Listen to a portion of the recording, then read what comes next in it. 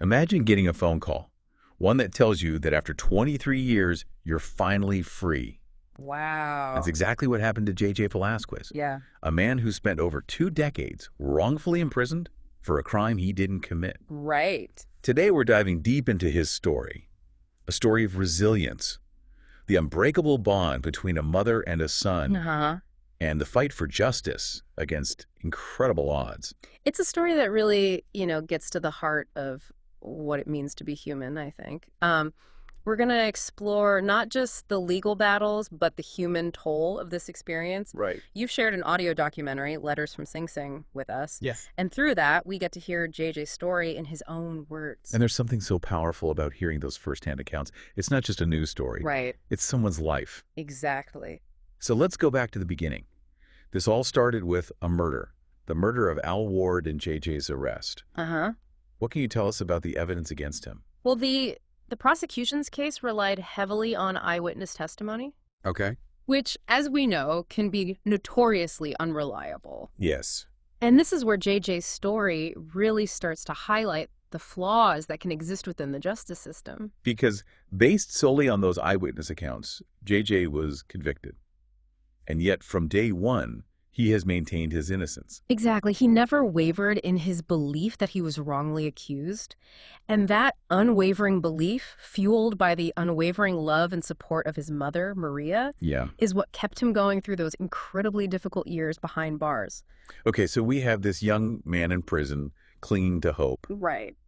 What role did those letters between him and his mother play in all of this? Those letters were a lifeline. They weren't just words on paper. They were a tangible expression of their connection, a testament to the power of family to transcend even the most difficult circumstances. Yeah. Maria poured her love and encouragement into those letters, Right. reminding JJ that his spirit could not be imprisoned. Do we have any excerpts from those letters? I'd love to hear what Maria actually wrote to him. We do, yeah.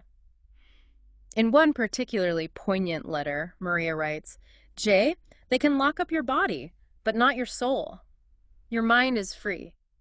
Wow. Imagine receiving those words of hope and resilience, Yeah. while facing decades in prison. It speaks volumes about the kind of woman Maria was and the strength of their bond. It's incredible to think about the impact those words must have had on JJ. Yeah. It must have been a source of comfort, a reminder that he wasn't forgotten. Absolutely. And Maria wasn't just writing letters. Right. She was also tirelessly advocating for her son's release, working behind the scenes to try and bring attention to his case. But as we know, the legal system can move slowly. Yeah. And for JJ, it seemed like justice was always just out of reach. So for years, it was letters, visits, and the hope that something would change. Mm-hmm. Was there a specific turning point in JJ's case? Something that gave him and his supporters renewed hope? There was a significant development, Okay. a discovery that could have potentially changed everything. A police report known as DD 593 Yeah. surfaced years after JJ's conviction. Mm-hmm. This report had been withheld from his defense team during the original trial, and it contained information that could have cast serious doubt on the prosecution's case. Now, I remember reading about this report. It had something to do with the eyewitness descriptions, right? You're exactly right. Okay. Remember, the eyewitnesses had described the shooter as having braids. Right. Well, this newly discovered police report described a man with braids who was seen with JJ's alleged accomplice, Derry Daniels, just hours before the murder. So potentially, this report pointed to someone else entirely. Right. It seems like a pretty big deal that this information was withheld. Absolutely. Yeah. It raises serious questions about the fairness of JJ's trial. The fact that this crucial piece of information was not available to his defense team is a major issue. So did this report lead to a new trial for JJ? Unfortunately, no. The prosecution argued that even if the report had been presented at trial, it wouldn't have changed the verdict. And the judge ultimately agreed, denying JJ a new trial.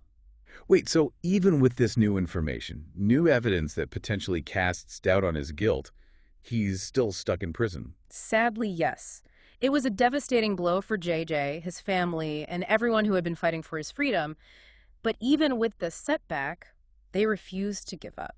It's hard to imagine the emotional roller coaster JJ must have been on, Yeah. years of hope, Right. followed by this crushing disappointment. Absolutely. It would have been easy to give up at that point, Yeah. but as we know, JJ and his supporters didn't. They couldn't. They knew in their hearts that he was innocent. And that's when we see some truly remarkable people enter the picture. Okay. People who used their influence and resources to amplify JJ's story and fight for his release. We're talking about people like actor Martin Sheen, record executive Jason Flom, and clemency expert Steve Zidman, right? Exactly. These individuals recognized the injustice of JJ's situation and decided to take action. Yeah. Martin Sheen actually visited JJ in prison and used his platform to speak out about the case, bringing much-needed media attention. Right. Jason Flom featured JJ's story on his podcast, Wrongful Conviction, which reaches a huge audience of people interested in criminal justice reform. So they brought star power and a wider audience to JJ's case. That must have put a lot of pressure on the legal system to take a second look. It did, but remember, the legal avenues had already been exhausted. The judge had ruled on the police report, Yeah. and there was no clear path to appeal. Okay. That's why they turned to clemency as a last resort. Clemency. It's a word we hear a lot, especially in cases like this. Right. But can you explain what it actually means and how it differs from exoneration?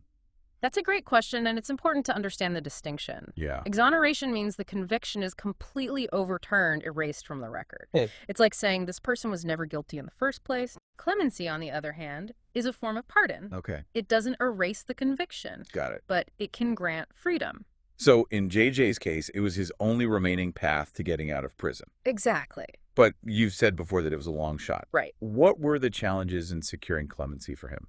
Clemency, especially in a state like New York, is incredibly difficult to obtain. Right. It's often seen as an act of mercy, not a legal remedy for a wrongful conviction. I see. And as Steve Zidman, who was working on JJ's case, put it, it's like winning the lottery. So what made JJ's case stand out? What made them believe that clemency was even a possibility? Steve Zidman had a unique perspective on clemency. Okay. He saw it not just as an act of mercy, Right. but as a form of rectification, a way to acknowledge and right a wrong. And in JJ's case, the facts were compelling. Yeah. The undisclosed police report, the unwavering belief in his innocence from his family and supporters, and the sheer amount of time he had already served, all pointed to a miscarriage of justice. Okay, so they had a strong case for clemency. They did. But then 2020 happened, Oh, yeah. and the world was thrown into chaos with the pandemic. Right. How did COVID-19 impact JJ's situation? The pandemic added a whole new layer of urgency and fear to JJ's already precarious situation. Right. Sing Sing Prison, like many institutions across the country, went into lockdown. Yeah. No visits, limited movement, and the constant threat of infection hanging over everyone's heads. For someone who had already endured over 2 decades of confinement, I know. that must have been a terrifying experience. Absolutely. We hear in the documentary about JJ's meticulous hygiene routine, his fear of getting sick, Right. the lack of social distancing in a crowded prison environment. Yeah. It was a nightmare scenario. Yeah. And it really highlighted the human cost of incarceration, especially during a global health crisis. And remember, he was still years away from even being eligible for parole. Right. Did this new reality, the fear of contracting the virus in prison, change his approach to seeking freedom? It definitely added a sense of urgency. Yeah. JJ was acutely aware that his health and even his life were at risk. Right. But he still refused to admit guilt, Uh-huh. which can often be a barrier to parole. He was determined to clear his name, not just secure his release. So the fight continued, but now with even higher stakes. What happened next? Did the pandemic change the course of his clemency petition? It's hard to say for certain, but what we do know is that sometime later in a moment that felt almost too good to be true. Okay. Dan, the creator of the Letters from Sing Sing documentary, received an unexpected phone call that changed everything. This is the call we talked about at the beginning, right? The call that finally brought JJ's freedom. Yes, it was a call from the Sing Sing superintendent himself, who was practically bursting with excitement. Wow. He told Dan to get to the prison as soon as possible because JJ had been granted clemency. I bet that was an incredible moment. Yeah. After years of fighting, years of hoping, Right. that phone call must have felt like a dream come true. It was. And what's remarkable is that the superintendent, Yeah. a man who had spent his career in the prison system, Right. believed in JJ's innocence. Yeah. He told Dan, I know he doesn't belong here. So they rushed to Sing Sing to witness this incredible moment Yes. to capture JJ's release on camera. Uh-huh. What was that scene like? It was incredibly emotional. Dan brought his camera crew, and they followed the superintendent through the maze of corridors and cell blocks, the anticipation building. With every step, they finally arrived at JJ's cell block, and you could sense the electricity in the air. Even the other inmates seemed to know that something extraordinary was about to happen. And then they finally reached JJ's cell block. I can only imagine the range of emotions he must have been feeling at that moment. It's one of those moments that's hard to put into words. JJ was remarkably calm, almost in disbelief at first, but you could see the weight lifting from his shoulders, the relief in his eyes, and the reactions of the other inmates were amazing. They erupted in cheers, hugging him, congratulating him. It was a powerful moment of shared humanity, a recognition that justice, however delayed, had finally prevailed. It must have felt like the whole prison was celebrating with him. It really did. But even with the clemency, granted the journey wasn't over yet, Right. right? He wasn't actually free to leave just yet. You're right. Clemency is a complex process, and there were still bureaucratic hurdles to overcome. And remember, he wasn't exonerated. Right. Just granted clemency. Right. So even though he was going to be free, he still carried the weight of that murder conviction. That must have been a bittersweet feeling, Yeah. to be so close to freedom, yet still burdened by the stigma of that conviction. How long did it take for him to actually leave Sing Sing? It took 3 agonizing weeks. Are you serious? Can you believe that? It's unbelievable. He's granted freedom, he's celebrated by his fellow inmates, and yet he's forced to wait in prison due to red tape and paperwork. It's almost unbelievable. But finally, after all those years, the day arrived for him to walk out of those prison gates. What was that like for him? It was a moment filled with both joy and sadness. He talked about leaving behind the number he'd been assigned for 24 years, Wow. the identity that had been forced upon him. He was stepping back into a world that had changed dramatically while he was incarcerated, technology, culture. Everything was different. And yet there was his family waiting for him, his mother, Maria, his sons, ready to welcome him back into their lives. That reunion is something you have to see to truly understand the raw emotion, the tears of joy, the years of longing finally culminating in that embrace. It's a testament to the enduring power of love and the strength of the human spirit to overcome even the most unimaginable hardship. It's a truly beautiful moment, and it makes you realize that this story is about so much more than just a legal battle. Right. It's about family, about resilience, about hope, but it's also a stark reminder that the justice system, even with its best intentions, can sometimes fail. Oh. It makes you wonder how many other people are out there just like JJ who have been wrongfully convicted and are still fighting for their freedom. That's the sobering reality. JJ's story is not unique, unfortunately. Yeah, There are countless others who've been failed by the system, right. and their stories deserve to be heard. So JJ is finally free, reunited with his family, but still carrying the weight of that murder conviction. Right. What happened next? Did he continue to fight to clear his name? Absolutely. Even though he was granted clemency, JJ was determined to prove his innocence. Yeah? He knew that having that conviction on his record would continue to impact his life, his opportunities, and his reputation. It's hard to imagine the strength it must have taken to keep fighting after everything he'd been through. Yeah. Did he face any obstacles in trying to clear his name? The legal system can be incredibly complex and challenging to navigate, Right? even for someone who's been through as much as JJ. Right. But he had a team of dedicated advocates who continued to work on his behalf. And remember those advocates we talked about earlier? Mm-hmm. People like Martin Sheen and Yeah. Jason Flom. Right. Did they continue to support JJ's efforts to achieve full exoneration? They did. They understood that clemency was just one step in the journey toward justice for JJ. Right? Their ongoing support helped keep his story in the public eye and put pressure on the authorities to re-examine his case.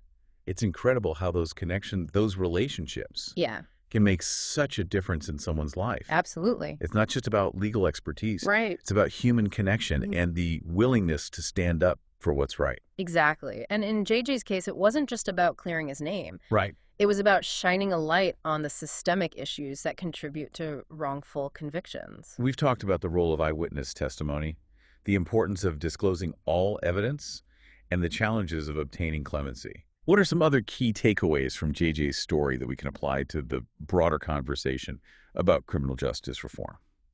Well, JJ's story highlights the urgent need for greater accountability within the justice system. Okay. We need to ensure that investigations are thorough, that evidence is handled properly, Right. and that all parties have access to a fair and impartial trial. It makes you think about the human cost of these mistakes, Yeah. the impact that a wrongful conviction has, not just on the individual, Right. but on their families, their communities, and society as a whole. It's a ripple effect that can be felt for generations. That's why it's so important to continue advocating for reforms that will prevent wrongful convictions from happening in the first place. So what does that look like in practice? Yeah. What are some specific changes that could be made to address these systemic issues? Well, there are a number of promising initiatives underway. For example, there's a growing movement to improve the reliability of eyewitness identification procedures, Okay. to implement stricter guidelines for the handling of evidence, and to provide more resources for post-conviction review. And organizations like the Innocence Project are doing incredible work to exonerate the wrongfully convicted and advocate for policy changes. Their efforts are truly making a difference, and they rely heavily on public support to continue their work. So JJ's story is a call to action. Yes. It's a reminder that we all have a role to play in creating a more just and equitable society. It's a reminder that we can't just assume the system is always working as intended. We need to stay informed, engage in meaningful conversations, and support organizations that are fighting for justice reform. JJ's journey from wrongful conviction to eventual freedom is a testament to the resilience of the human spirit and the power of hope. But it's also a sobering reminder of the work that still needs to be done to ensure that justice is truly served. And it leaves us with a thought-provoking question. What can we do individually and collectively to prevent these injustices from happening in the future? How can we work to create a world where everyone has access to a fair and equitable justice system? It's a question worth pondering and one that we hope will spark meaningful conversations and inspire action. Thank you for joining us on this deep dive into JJ's story. We hope you'll continue to explore these important issues and use your voice to advocate for change.